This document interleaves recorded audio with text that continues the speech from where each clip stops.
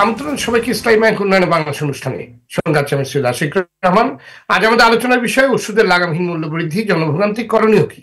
আর এই বিষয়ে আলোচনার জন্য আজ আমাদের সঙ্গে স্টুডিওতে আছেন জনস্বাস্থ্য বিশেষজ্ঞ ডাক্তার মোহাম্মদ আব্দুর সবুর, ঢাকা বিশ্ববিদ্যালয় ওষুধ প্রযুক্তি বিভাগের শিক্ষক ডক্টর এ কে লুৎফুল কবির এবং হেলথ রিপোর্টার্স ফোরামের সভাপতি রাশিদ রাব্বি।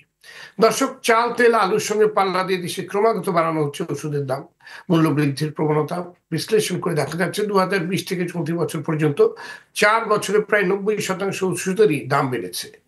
গত কয়েক মাসে ডলারের বিনিময় হার স্থিতিশীল থাকলেও ডলারের দাম বাড়ার অজুহাতে কেউ কেউ বাড়িয়েছে ওষুধের দাম, কেউ কেউ অজুহাত হিসেবে বিশ্ববাজারে কাঁচামালের দাম এবং দেশি জ্বালানির সংকটকে সামনে আনছেন। অথচ তথ্য বলছে ওষুধের কাঁচামালের দাম বিশ্ববাজারে কমতির দিকে।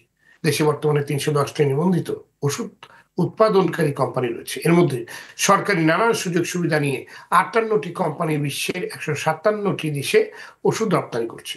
বিশেষজ্ঞরা বলছেন, দেশে উৎপাদিত ওষুধ বিদেশে রপ্তানি করে ব্যবসায়ীরা মুনাফা অর্জন করছেন। এরপরেও বিভিন্ন অজুহাতে স্থানীয় বাজারে নিয়মিত দাম বাড়ানো হচ্ছে।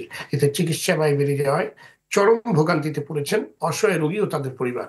বিভিন্ন গবেষণার তথ্য বলছে, প্রতি বছর চিকিৎসা ব্যয় মেটাতে গিয়ে যেসব কারণে প্রতি বছর 61,30,000 মানুষ নতুন করে দারিদ্র্য সীমার নিচে নেমে যাচ্ছেন, তার অন্যতম প্রধান কারণ ওষুধের উচ্চ মূল্য।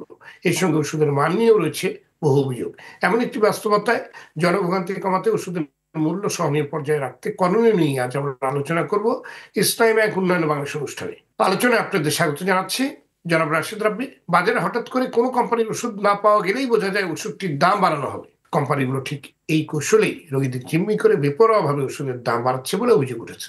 কতখানি সত্য এই অভিযোগ? ধন্যবাদ। আজকের আলোচনার বিষয়টি খুবই প্রাসঙ্গিক, যে গত 1 বছরেরও বেশি সময় ধরে নিয়মিতভাবে, এবং আমি যদি বলি যে প্রতি মাসেই ওষুধের দাম বাড়ছে, এবং এটি কখনো কখনো এই দাম বৃদ্ধির যে পর্যায়টি সেটিকে জ্যামিতিক হারেও বলা যায়। আপনি যেমনটি বলছিলেন যে 120%, কিন্তু এই 1 বছরের হিসেবে কিছু কিছু ওষুধের দাম 150 থেকে 180% বেড়েছে, এবং প্রতি মাসে যে বৃদ্ধির হার সেটি 10 থেকে 15%। সরকারের যে নিয়ন্ত্রণকারী সংস্থা ওষুধ প্রশাসন অধিদপ্তর তারাই বলছে যে 12 থেকে 15%, এবং আমাদের হিসাবে 30 থেকে 50% নিয়মিত হারে মাসিকভাবে বাড়ছে। এখন এক্ষেত্রে ওষুধের দাম বাড়ার মূলত 3টি কারণ। একটি হচ্ছে যে সরকারের এখানে কোনো নিয়ন্ত্রণ নেই, এবং সরকার নিয়ন্ত্রণ করার কোনো ইচ্ছাও কখনো পোষণ করে না, এবং আমাদের 82 যে ওষুধ নীতি সেটিকে কিন্তু পরবর্তীতে যুগ উপযোগী করে যে সংস্কার করা সেটিও কখনো করা হয়নি। সেই সুযোগটি প্রথমত নিয়ে ওষুধ কোম্পানিগুলো নিয়ে থাকে। ওষুধ প্রশাসন আজকেও বলেছে যে এটি মূল্য বৃদ্ধি নয়, এটাকে সমন্বয় করা বলা হচ্ছে। অথচ আপনি যেভাবে বলছিলেন, আমরা মানুষের হাহাকারটা কিন্তু আমরা দেখতে পাই। আমরা যারা মাঠে রিপোর্টিং করি আমরা কিন্তু এটি খুব অনুধাবন করি যে গত 1 বছরে কারো কিন্তু বেতন বাড়েনি। বিশেষ করে যারা বেসরকারি চাকরি করে, সরকারি চাকরি হয়তো ইয়ারলি একটা ইনক্রিমেন্ট থাকে, কিন্তু ইনক্রিমেন্টের যে হার তার চেয়ে অনেক বেশি ওষুধের দাম বৃদ্ধির হার। যেই বাংলাদেশে জিনিসের দামি ইনক্রিমেন্টের চেয়ে 5 গুণ বেশি বেড়েছে। জি, এবং বাংলাদেশে যে দাম বৃদ্ধির হার, এবং বাংলাদেশে আপনি জেনে থাকবেন যে 75 লাখ বলা হয়, আসলে 1 কোটির মতো শুধু ডায়াবেটিস সুগার পেশেন্ট রয়েছেন যাদের নিয়মিত ইনসুলিন নিতে হচ্ছে, এবং পাশাপাশি মুখে খাবার ওষুধ, এবং তারা আরও নানাবিধ রোগে আক্রান্ত। এই ওষুধের যে শুধু দাম বৃদ্ধির কারণে তার যে বাজেট ফেল হচ্ছে, এবং তার অন্যান্য দিক থেকে এটি কিন্তু ছাটকাট করতে হচ্ছে, কারণ ওষুধটা কিন্তু ছাটকাট করা যাচ্ছে না। এবং এই পুরো সময়টাতে যখন যে সরকারি ক্ষমতায় ছিল এবং যারাই ওষুধ প্রশাসন অধিদপ্তরের দায়িত্বে ছিলেন বিভিন্ন গুরুত্বপূর্ণ পদে, তারা কিন্তু সবসময় বিষয়টিকে এড়িয়ে গেছেন। ধন্যবাদ আপনাকে। আপনার কিছু পরে আমি আবার আসবো। ডাক্তার আব্দুর সবুর, চাল, তেল, আলু, পেঁয়াজের মতো ওষুধেরও দাম বাড়ানো হচ্ছে, এর কি ধরনের প্রভাব পড়ছে জনজীবনে এবং চিকিৎসা ব্যয়? ধন্যবাদ আপনাকে। যে কথা জনাব রাব্বি বলছিলেন যে জনগণ তো দ্রব্যমূল্যের কারণে এক ধরনের বিপাকে রয়েছে। তো চাল ডালের দামের কারণেও যেরকম বিপাকে, ওষুধের জন্যও সেরকম বিপাকে। চাল ডালের ক্ষেত্রে একটা সুবিধা হচ্ছে যে 3 বেলার জায়গায় হয়তো 2 বেলা খায় বা 1 বেলা খায়, কিন্তু ওষুধের ডোজটা তো যদি ঠিকমতো ব্যবহার না করে তাহলে তো অসুখটা কন্ট্রোলে থাকবে না, তখন আর একটা বড় ক্ষতি হয়ে যেতে পারে। সুতরাং সেক্ষেত্রে ওষুধের দিকে তাদেরকে নজর দিতে হচ্ছে। কিন্তু সমস্যাটা যে জায়গাতে রয়েছে সেটা বোধহয় একটু চিন্তা করে দেখা দরকার আছে যে আমাদের তো একটা ওষুধ নিয়ন্ত্রণকারী সংস্থা আছে, ওষুধ প্রশাসন অধিদপ্তর যেটাকে আমরা বলছি, ঠিক আছে। ওখানে মোটামুটি আমি তো বলি যে ডবল জেনারেল, মানে একজন মেজর জেনারেল আসেন ডাইরেক্টর জেনারেলের পদে, ঠিক আছে। তো জেনারেল স্কোয়ার হন ওনারা, কিন্তু জেনারেল স্কোয়ার হয়েও খুব একটা কাজের কাজ যে করতে পারেন তা না। তার কারণ হচ্ছে যে ওনারা আসেন 2-3 বছরের জন্যে, খেপে আসেন খেপে যান, ব্যাপারটা বুঝতেই সময় চলে যায়। আর ওষুধ কোম্পানির যারা, মানে আমি যতবারই গেছি ওষুধ ডিজিডি এর ঘরে, অন্তত কমপক্ষে 3-4 জন এমপিকে বসা দেখেছি।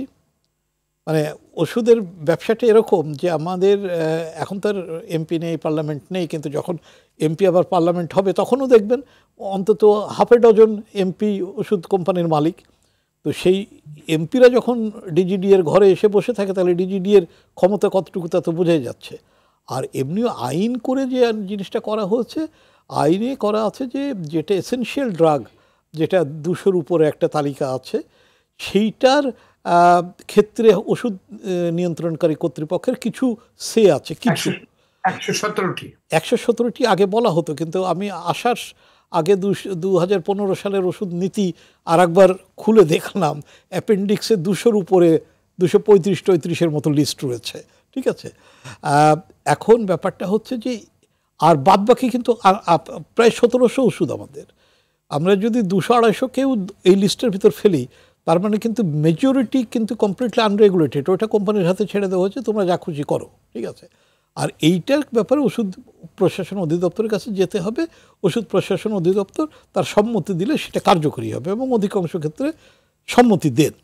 আর এই যে মূল্যবৃদ্ধিটা দেখবেন যে যেভাবে ওষুধের দাম নির্ধারণ করা হয় তার একটা পদ্ধতি আছে। সেই পদ্ধতিতে হচ্ছে যে কাঁচামালের দাম, তার সাথে প্যাকেজিংয়ের দাম, মার্কেটিংয়ের দাম সব কিছু একসাথে অ্যাড করা হয়, এবং যে কারণে দেখবেন আজকাল ওষুধ একটা ক্যাপসুল, সেটা কিন্তু একটা কোটার থেকে বিক্রি করা যেতে পারত, ক্যাপসুলটাকে আবার স্ট্রিপে ঢোকানো হচ্ছে, স্ট্রিপটাকে আবার আর একটা প্যাকে ঢোকানো হচ্ছে। এই জিনিসগুলো তো ডিজিডি এর দেখার উচিত। ডিজিডিএ তো এই কারণেই থাকার কথা, কিন্তু যে কোনো কারণে হোক না কেন ওনারা এটা দেখে উঠতে পারছেন না, এবং যে কারণে ওই যে ওনারাই বলছেন যে ওষুধের দ্রব্যমূল্য সমন্বয় করা হচ্ছে। আনফর্চুনেটলি আমরা 82 স্বাস্থ্যনীতিতে যে ব্যালেন্সটা করেছিলাম, তারপরে যতই গেছে 2015 নীতিতেও দেখবেন যে আপনার এই যে কি বলবে ওষুধ শিল্পের গল্প বেশি, সহজলভ্য ওষুধের গল্প কিন্তু অতটা নাই। ফলে পলিসিগতভাবেও কিন্তু আমরা সরে আসছি, এসে আমরা এখন বলছি যে ওষুধ আমাদের আর একটা গার্মেন্টস ইন্ডাস্ট্রির মতো হবে, অনেক আমাদের রপ্তানি করে অনেক বৈদেশিক মুদ্রা আনবে, কিন্তু সেই বৈদেশিক মুদ্রা ভোগ করবে কারা? জনগণ যদি সেটা ভোগ করার জন্য না থাকে তাহলে তো ভোগ করা খুবই যৌক্তিক যথার্থ বলেছেন যে আসলে এটা ভোগ করবে কারা? জনগণই যদি ভোগ করতে না পারে এবং জনগণের যদি কোনো উপকার না হয় তাহলে কি কাজে লাগবে? ধন্যবাদ। এই বিষয়টি নিয়ে আপনার কাছে আমি পরে আবার আসবো। ডক্টর লুৎফুল কবির, ওষুধের দাম বাড়ানোর পেছনে আন্তর্জাতিক বাজারে কাঁচামালের দাম বাড়ানোর অজুহাত দেখানো হচ্ছে, ডলারের দামকে সামনে আনা হচ্ছে, এমন খোড়া অজুহাতে ওষুধের মতো জীবন রক্ষাকারী পণ্যের দাম বাড়ানো কতখানি যৌক্তিক কিংবা গ্রহণযোগ্য বলে আপনি মনে করেন? ধন্যবাদ আপনাকে। ওষুধের মূল্য বৃদ্ধির কথা যেটি আমরা শুনছিলাম, একই বছরে প্রতি মাসেই অন্তত এটা একটা রুটিন প্রক্রিয়া। আমাদের যে ওষুধ প্রশাসন অধিদপ্তর, যেটাকে আমরা বলি ওষুধ নিয়ন্ত্রণকারী প্রতিষ্ঠান, আর যারা উৎপাদন করে উৎপাদক এবং নিয়ন্ত্রক, তারা দুয়ে মিলে ওষুধের মূল্যটা নির্ধারণ করে থাকে। এবং সেখানে যে কমিটিগুলি আছে, দু একটি সাব কমিটিতে দু একবার যাওয়ার সুযোগ আমারও হয়েছিল। সেখানে ভোক্তার কোনো কথা বা কিছু শোনা হয় না। যেমনটা আপনারা বলছিলেন যে 117টা জেনেরিক, স্বাস্থ্য মন্ত্রণালয় 1994 সালে একটা গ্যাজেট নোটিফিকেশনের মাধ্যমেই বলেছে এই 117টা জেনেরিক শুধুমাত্র ওষুধ প্রশাসন অধিদপ্তর মূল্য নির্ধারণ করতে পারবে। বাকি যে ওষুধগুলি আছে সেটার পরিমাণ কিন্তু 1000-এর উপরে, সেগুলির মূল্য নির্ধারণ করবে কারা? উৎপাদক নিজেরাই। অর্থাৎ যে প্রতিষ্ঠান ওষুধটি তৈরি করছে সেই প্রতিষ্ঠান তাদের কস্ট অফ গুডস আমরা যেটা বলে থাকি, যে তাদের যে কাঁচামালের দাম, তারা কোন সোর্স থেকে কাঁচামালটা নিয়েছে, প্যাকেজিং ম্যাটেরিয়ালের দাম, সকল কিছু মিলিয়ে এই ফ্যাক্টরগুলিকে কনসিডার করে তারা একটা মূল্য প্রপোজ করবে এবং ডিজিডিএ সেটি শুধুমাত্র এন্ডোর্স করবে। এর বাইরে তেমন কিছু নয়। কিন্তু তো এই জায়গাটাতে নিয়ন্ত্রণ করবে কে? যেহেতু ওষুধ প্রশাসন অধিদপ্তর তাদেরই সীমাবদ্ধতা আছে, তাদের তো ক্ষমতা শুধুমাত্র 117টি জেনেরিক নিয়ন্ত্রণ করবার, দাম নিয়ন্ত্রণ করবার। তাহলে এইখানে একটা প্রশ্ন থেকে যাচ্ছে যে তাহলে মানুষ, ভোক্তারা কিভাবে এটা পাবে? ওষুধের মতো একটা, আমরা সকলেই জানি যে এটা মানুষের মৌলিক চাহিদার মধ্যে অন্যতম একটি। মানুষ আবার এটাকে আমরা একটা সাধারণ পণ্য হিসেবেও মনে করতে পারি। তো এখন অন্যান্য ডাল ভাতের মতো যে পণ্য, সেইখানে তো কাটছাট করার, যেমনটি আমাদের বলছিলেন আমাদের আলোচক, তো সেইখানে কিন্তু কাটছাট করার সুযোগ আছে। এখন ওষুধের একটা ডোজ 7 দিনের জন্যে, কিংবা ক্রনিক ডিজিজের ক্ষেত্রে বছরের পর বছর যে ওষুধগুলিকে গ্রহণ করতে হয় একটা রোগীকে, তাকে কিন্তু সেই মাসুলটা দিতে হয়। অর্থাৎ উচ্চ মূল্য বা এই যে লাগামহীন বৃদ্ধি মানে ওষুধের দামের, সেটি কিন্তু তাকে দিতে হয়। তো এই জায়গাটাতে আমি বলবো যে সরকারের দিক থেকেও একটা মানে গ্যাপ কিন্তু রয়েই যায়। আবার কোম্পানিগুলি, অর্থাৎ ওষুধ প্রস্তুতকারক প্রতিষ্ঠানের দিক থেকে তাদের বক্তব্য হচ্ছে যে আন্তর্জাতিক বাজারে কাঁচামাল এবং অন্যান্য সহায়ক যে সকল ম্যাটেরিয়াল আছে সেগুলির দাম বৃদ্ধি। আবার একই সাথে তাদের ভাষায়, মানে তাদের ভাষায় বলতে এই জন্য আমরা 2-1জন ওষুধ প্রস্তুতকারী প্রতিষ্ঠান তাদের সাথে আমাদের উঠা বসা, তারাই বলে থাকেন যে এই গত 1 বছরে এই ওষুধ তো শুধু উৎপাদন, আপনি আগেই বলেছিলেন এটা একটা কমার্শিয়াল প্রোডাক্ট। তো কমার্শিয়াল প্রোডাক্ট কমার্শিয়ালাইজেশনে যখন যখন হয়, উৎপাদন হয়, সেখানে কিন্তু ওই বিদ্যুৎ বা ইউটিলিটিস যেগুলি আমরা বলে থাকি, গ্যাস, এগুলির দামও কিন্তু বেড়েছে। তো সেটার প্রভাবটা সরাসরি ওখানে পড়েছে। শুধু যে কাঁচামালের দাম বৃদ্ধির কারণ সেটা নয়, পাশাপাশি সাম্প্রতিককালে অনেকগুলি প্রতিষ্ঠান তাদের যুক্তি হিসেবে তারা নিয়ে এসেছে যে লেবার কস্টটা বেড়ে গেছে। এখন এই যে দেশের যে বর্তমান প্রেক্ষিত, আপনি নিশ্চয়ই জানেন যে শ্রমিক আন্দোলন, অসন্তোষ সব জায়গায়, এখন ফ্যাক্টরিগুলি রান করানোই তাদের ভাষায় তারা বলছে যে দুর্বিষহ হয়ে যাচ্ছে। তো সেই জন্য ওখানেও তাদের একটা কস্ট বেড়ে যাচ্ছে, যেটি আমাদের রাশেদ ভাই বলছিলেন যে অনেকেই এই প্রতিষ্ঠানটি অব্যাহত রাখবে কিনা, ওষুধ উৎপাদন অব্যাহত রাখবে কিনা সেটি নিয়েও তারা ভাবছে। কারণ কি? একটাই কারণ, তারা বলছে যে তাদের এখানে অন্য সময়ের চেয়ে তাদের লাভ কমে যাচ্ছে। আরেকটা জিনিস এখানে মাথায় রাখতে হবে, এটা যেহেতু সিজিএমপি বা আমরা গুড ম্যানুফ্যাকচারিং প্র্যাকটিস যেটা বলে থাকি, এটা যদি আপনাকে মেনটেন করতে হয়, এটা কিন্তু অন্যান্য ইনভেস্টমেন্টের মতো নয়। এই ইনভেস্টমেন্টটা কিন্তু রিইনভেস্টমেন্ট করতে হয় প্রতি বছরেই। কারণ আজকের যে জিএমপি, আগামীকাল কিন্তু সে জিএমপি আর থাকছে না। আজকে একটা বড় সেটআপ নিয়ে যখন একটা কোম্পানি শুরু করেছে কাজ, তারা কিন্তু 10 বছর পরে আবার ওই কম্পিটিটিভ মার্কেটে, আন্তর্জাতিক বাজারের সাথে অথবা ইন্টারন্যাশনাল যে সকল কমপ্লায়েন্সগুলি আছে সেগুলিকে মিট করবার জন্য তাদেরকে কিন্তু নতুন নতুন মেশিনারিজ, নতুন নতুন ইনভেস্টমেন্টে যেতে হয়। এটাও তারা যুক্তি হিসেবে নিয়ে আসেন। এখন প্রশ্ন হচ্ছে যে এই সবগুলি দেখভাল করবার জন্যে বা রেগুলেট করবার জন্যে আমাদের ওষুধ প্রশাসন অধিদপ্তরকে এই যে 117টা জেনেরিকের বাহিরেও আরও যে সকল গুরুত্বপূর্ণ ওষুধ যেগুলি মানুষের দৈনন্দিন বেশি প্রয়োজন হয়, সেই জায়গাগুলিতে একটু নজরদারি বাড়াতে হবে এবং সরকারকে এই কাজটি করতে হবে। তাতে করে যে ওষুধের মূল্য বৃদ্ধিটা আমার ধারণা কিছুটা নিয়ন্ত্রিত হবে এবং মানুষ, ভোক্তা হিসেবে আমরা যারা ওষুধ ক্রয় করে থাকি, তার নির্ধারিত মূল্যে, অর্থাৎ সহনীয় মূল্যে ওষুধটা ক্রয় করতে পারে এবং তার উপরে বোঝা হয়ে না দাঁড়ায়। জি, ধন্যবাদ আপনাকে জনাব রাশেদ রাব্বি। ওষুধ প্রশাসন অধিদপ্তর থেকে দাবি করা হচ্ছে ওষুধের দাম সর্বোচ্চ 10% বেড়েছে, কিন্তু বাজারে দেখা যাচ্ছে অনেক ওষুধেরই দাম 50%-এর বেশি বেড়েছে। ওষুধ প্রশাসনের তথ্য আর বাজারের বাস্তবতায় মিলছে না কেন? এই বিষয়টি আসলে আমরা যেভাবে দেখি যে ওষুধ প্রশাসনে কিন্তু একটি ওষুধ যতবার মূল্য বৃদ্ধি করতে হয় শুধু তাই না, যতবার প্রোডাকশন করতে হয় ততবারই কিন্তু ওষুধ প্রশাসনের একটি অনুমোদন প্রয়োজন হয়। একটি যদি ধরি যে বাংলাদেশের একটি ব্র্যান্ড নেম হচ্ছে নাপা, পপুলার ব্র্যান্ড নেম, তো এই নাপা ট্যাবলেট যদি 1 মাসে কোনো কোম্পানি 3বার উৎপাদন করে, 3বারই সেটার রেসিপি অনুমোদন করতে হয় এবং 3বারই প্রাইস অনুমোদন করতে হয়।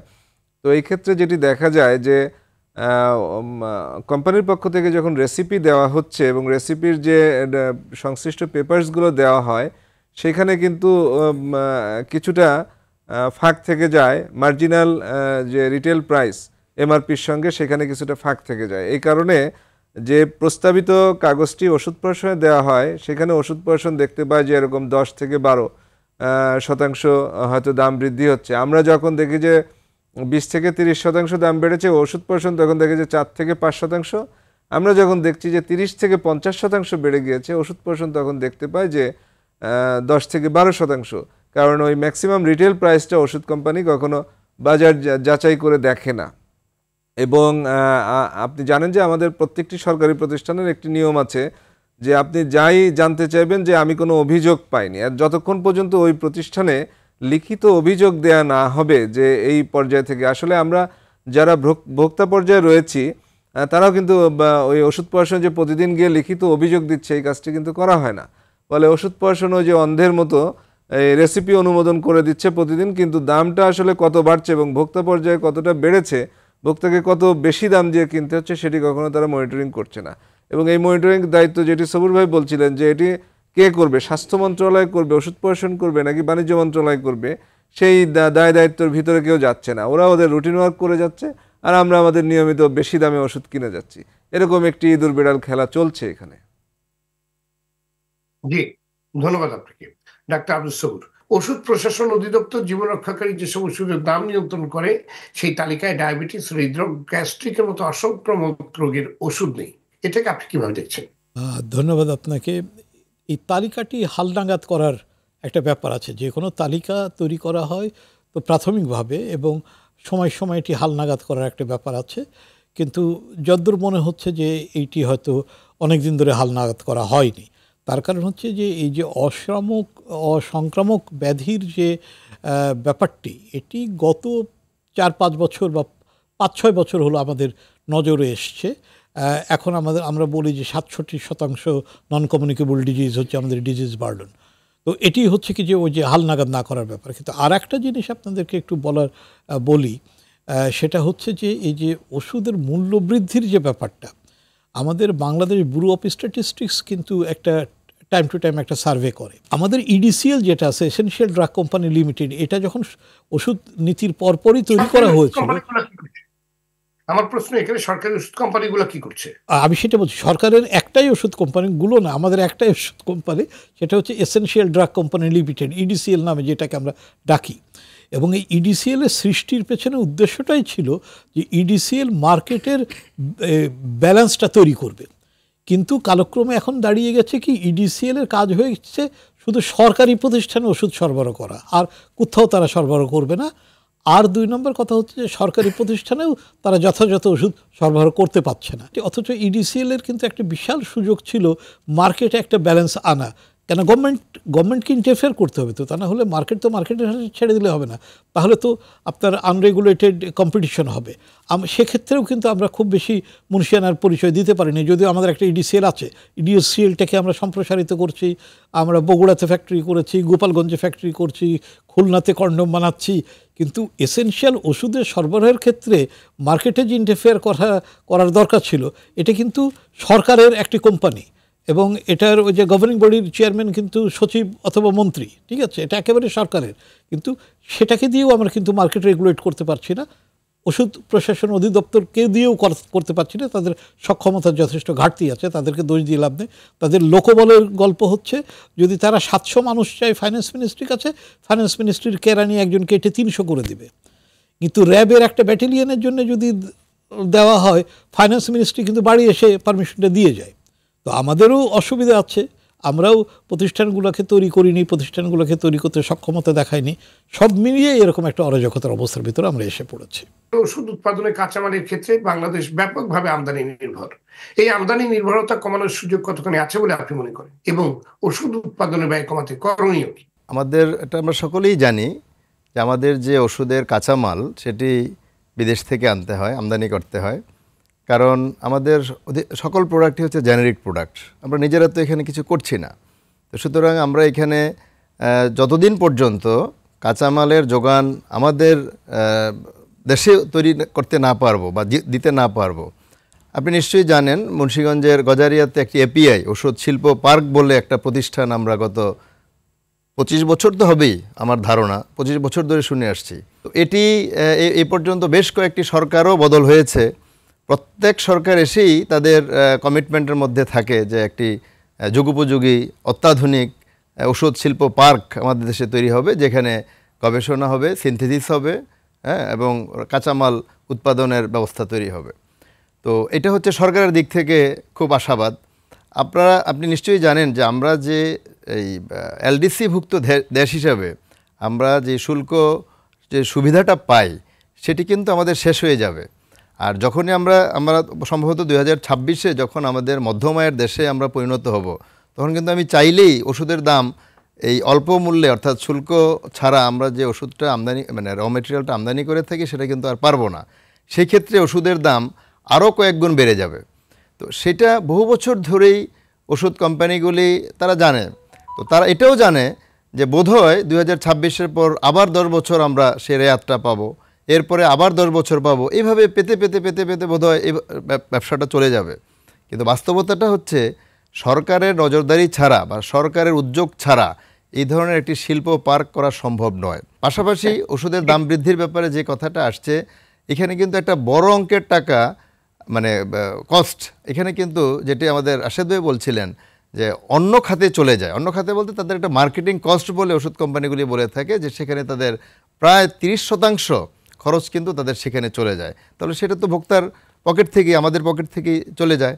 সেই জন্য ওষুধের আমদানি নির্ভরতা কমাতে হলে বাংলাদেশে একটি স্বয়ংসম্পূর্ণ এবং বিশ্বমানের এই ওষুধ শিল্প পার্ক যেটিকে আমরা বলছি এপিআই তৈরি করার, সেটা আমাদেরকে করতে হবে। এবং সেটি করা সম্ভব হবে শুধুমাত্র সরকারি সদিচ্ছা এবং প্রাইভেট যে প্রতিষ্ঠানগুলি আছে তাদের যৌথ উদ্যোগের ফলে। ধন্যবাদ আপনাকে জনাব রাশেদ রাব্বি। চিকিৎসা ব্যয়ের 60% যাচ্ছে ওষুধ কেনার পেছনে। অভিযোগ রয়েছে একদিকে অপ্রয়োজনীয় এবং অতিরিক্ত ওষুধ প্রেসক্রাইব করা হচ্ছে, অন্যদিকে নানান অজুহাতে দাম বাড়ানো হচ্ছে। আবার ভেজালের কারণে ওষুধের মানে যে ওষুধ খাচ্ছে আপনার রোগী, রোগও সারছে না। এমন পরিস্থিতি থেকে বেরোনোর উপায় কি? এই পরিস্থিতি আসলে সামগ্রিক একটি পরিস্থিতি, যা প্রথমে শুরু করি আপনার শেষ কথাটা দিয়ে, যে ওষুধের ভেজাল। আসলে ওষুধের ভেজাল বলতে আপনি যেটি বোঝাতে যাচ্ছেন সেটি হচ্ছে যে একটি 500 মিলিগ্রামের ওষুধে ইনগ্রেডিয়েন্ট 500 মিলিগ্রাম আছে নাকি তার চেয়ে কম আছে। এরকম দুই একজন গবেষক এরকম গবেষণা করে দেখেছেন যে 500 মিলিগ্রামের ওষুধটিতে আসলে 500 মিলিগ্রামের ইনগ্রেডিয়েন্ট নেই, ফলে যতটুকু একটি ওষুধে রোগ সারবার কথা ততটুকু সারছে না। তো এই যে প্রক্রিয়াটা, এখানে এই প্রক্রিয়ার স্বচ্ছতা আনতে হবে। স্বচ্ছতা আনার জন্য প্রথমে যেটি করতে হবে সেটি হচ্ছে ওষুধ প্রশাসন অধিদপ্তরকে সক্ষমতা বাড়াতে হবে এবং তাদের জনমুখী হতে হবে। আমাদের সরকারি প্রতিষ্ঠানগুলোর সবচেয়ে বড় যে সমস্যা, তারা কিন্তু জনগণের কাছে কেউ দায়বদ্ধ নয় কোনো প্রতিষ্ঠান, অথচ জনগণের মাধ্যমেই তাদের সমস্ত কিছু বেয়ার করা হচ্ছে জনগণের আয়ের মাধ্যমে, কিন্তু তারা কেউই জনগণের কাছে দায়বদ্ধ নয়। দায়বদ্ধতা তৈরি করতে হবে। কিছু কিছু বিষয় জনসম্পৃক্ত এবং জনগণের যে সুফলের বিষয়টা, এটা সরকারকে কখনো কখনো জোর করে করতে হয়, যে রাষ্ট্রের জন্য জনগণের জন্য। এই জনগণ আছে বলেই রাষ্ট্র আছে এবং জনগণের জন্যই রাষ্ট্র, রাষ্ট্রের জন্য জনগণ। এক্ষেত্রে কোনো ব্যক্তি বিশেষের যদি সুবিধা দেখা হয় তাহলে কিন্তু জনগণ সেখানে সাফার করে। আমাদের যে মেল প্র্যাকটিসগুলো চলে চিকিৎসকদের পেছনে, এই প্র্যাকটিসগুলো বন্ধ করতে পারলে আমাদের ওষুধের দাম, এই তিনটি উপায় আমি মনে করি যে অনেকাংশে কমিয়ে আনা সম্ভব এবং 67% থেকে আমি মনে করি যে অনেক কমিয়ে আনা সম্ভব। এবং এই ক্ষেত্রে সকলকে ঐক্যবদ্ধভাবে এই কাজটিতে এগিয়ে আসতে হবে এবং প্রথম উদ্যোগটা নিতে হবে গভর্নমেন্টকে। ধন্যবাদ ডাক্তার আব্দুস সবুর। ওষুধের লাগামহীন দামের কারণে রোগী এবং তাদের পরিবার জিম্মি হয়ে পড়েছেন। এই জিম্মি দশা থেকে জনগণকে মুক্ত করার উপায় কি?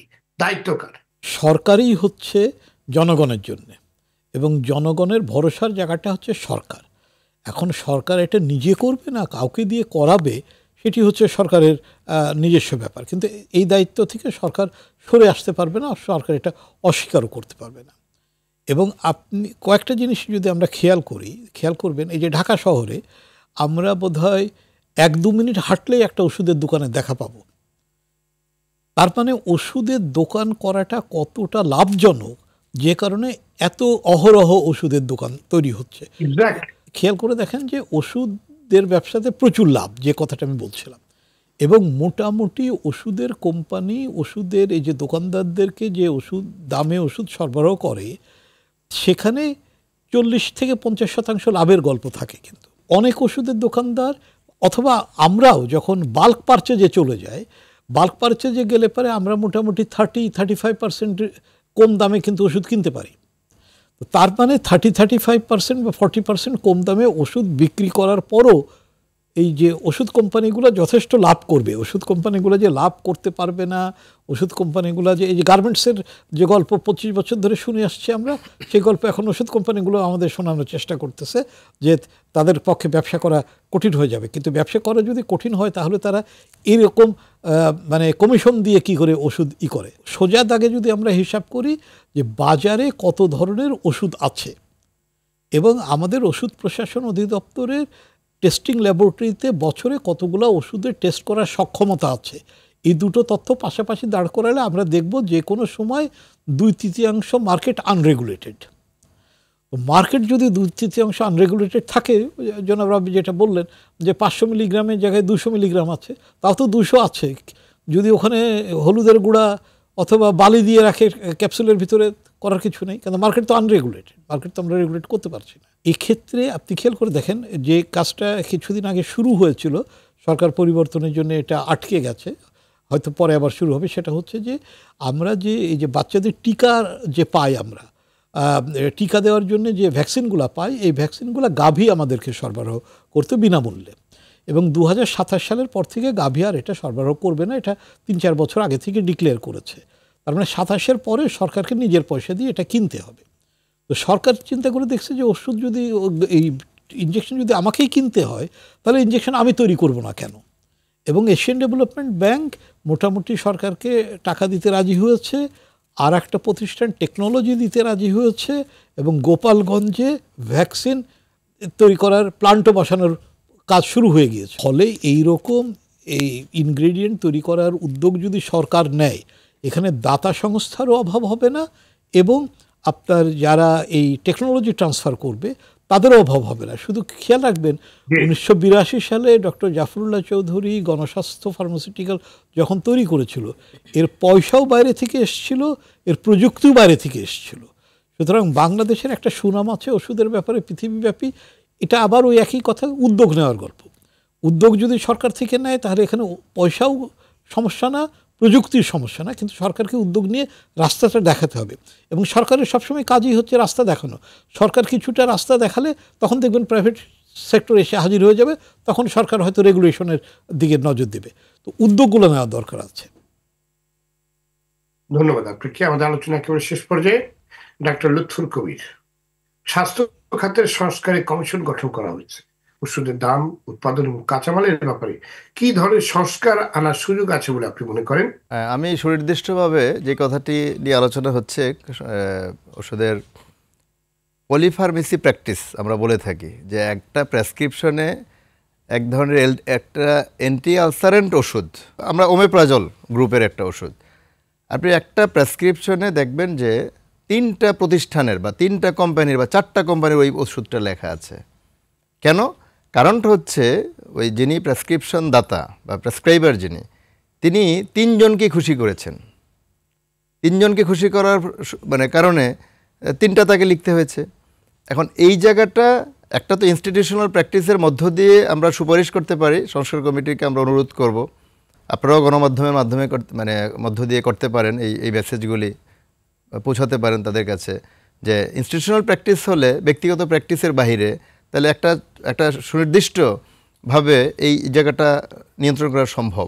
আমি যদি একটা জেনেরিক ওষুধ প্রেসক্রাইব করি, ধরেন আমি প্যারাসিটামল লিখলাম, আমি কোনো ব্র্যান্ড নেম লিখলাম না, সেটা নিয়ে অনেক দিন থেকে আমরা কিন্তু বলে আসছি, আমি নিজেও ব্যক্তিগতভাবে বহু আলোচনায় বলেছি যে আপনি একটা জেনেরিক নেম লেখেন, তাহলে দামের অসুস্থ প্রতিযোগিতা যেমন কমে আসবে, একইভাবে মানসম্মত ওষুধ যারা তৈরি করে তাদের কিন্তু এখানে একটা ভালো লাভ হবে, বড় বড় প্রতিষ্ঠানগুলি এখানে বেনিফিটেড হবে। তাহলে আপনি যদি দোকানদারকে সুযোগ না দেন, অর্থাৎ ওষুধের যিনি দোকানদার তাকে যদি সুযোগ করে না দেন যে এই ওষুধটাই খেতে হবে, যেটি আমাদের রাব্বি ভাইও বললেন যে যদি এই ওষুধটি না খায়, আমি পেশেন্ট হিসেবে বা আমি ভোক্তা হিসেবে আমার কাছে একটা মনে হবে ডক্টর তো এটা লিখেছেন, আমি এটার বাইরে অন্য কোম্পানির ওষুধটা নেব কেন। এই জায়গাটা থেকে বের হয়ে আসতে পারলে 2টা কাজ হবে। প্রথমত পলিফার্মেসি প্র্যাকটিসটাও বন্ধ হবে, অর্থাৎ কোম্পানিকে খুশি করবার যে মানসিকতা চিকিৎসকদের সেটি বন্ধ হবে, একই সাথে আপনার দামটাও নিয়ন্ত্রণ করা সম্ভব হবে। এবং আমাদের যে সম্প্রতি সংস্কার কমিটি হয়েছে, স্বাস্থ্য বিষয়ক সংস্কার কমিটি, আমরা সেখানেও তাদেরকে অনুরোধ করব যে এই যে জনস্বাস্থ্যকর যে বিষয়গুলি আছে, ওষুধের মূল্য বৃদ্ধি থেকে শুরু করে সকল ক্ষেত্রে মানসম্মত ওষুধ, ভেজাল এবং নকল ওষুধ দূরীকরণ, এই সবগুলি জিনিস যাতে করে তারা সুপারিশের মধ্যে নিয়ে আসেন, তাহলে একটি সুন্দর স্বাস্থ্য ব্যবস্থা আমার ধারণা অদূর ভবিষ্যতে জনগণ পাবে এবং বর্তমান সরকারের মধ্য দিয়ে এটি বাস্তবায়িত হবে। ধন্যবাদ আপনাদের সবাইকে আজকে আলোচনায় যুক্ত হওয়ার জন্য। দর্শক, ওষুধের লাগামহীন মূল্য বৃদ্ধির কারণে বড় ভোগান্তিতে পড়েছেন দেশের সাধারণ রোগীরা। এমন অসহায়ত্ব থেকে রোগীদের মুক্তি দিতে রাষ্ট্রকেই দায়িত্ব নিতে হবে। ওষুধ কোম্পানিগুলোর অতি মুনাফায় লাগাম টানতে হবে। রোগীদের স্বার্থ রক্ষায় সরকারের মনিটরিং এবং হস্তক্ষেপ বাড়াতে হবে। ওষুধের মান নিশ্চিত করতে হবে। মার্কেটিং বাবদ কোম্পানিগুলো 30% মতো ব্যয় হচ্ছে, এটা নিয়ন্ত্রণ করতে হবে। চিকিৎসক সহ বিভিন্ন পক্ষকে উপঢৌকন প্রদানের চলতি রেওয়াজ কঠোরভাবে বন্ধ করতে হবে। বাজারে ভারসাম্য আনতে সরকারি ওষুধ কোম্পানির সক্ষমতা বাড়াতে হবে। অভ্যন্তরীণভাবে কাঁচামাল তৈরিতে ওষুধ শিল্প পার্ক তৈরির যে উদ্যোগ কয়েক যুগ আগে নেওয়া হচ্ছে, তা কেন আজও শেষ হলো না তা খতিয়ে দেখি দায়ী চিহ্নিত করতে হবে, শাস্তির আওতায় আনতে হবে। প্রকল্পের কাজ দ্রুত শেষ করতে হবে। দর্শক, আজ পর্যন্তই। আগামী সপ্তাহে আবারও ফিরে আসবো। সে পর্যন্ত সবাই ভালো থাকুন, সুস্থ থাকুন। সঙ্গে থাকার জন্য ধন্যবাদ।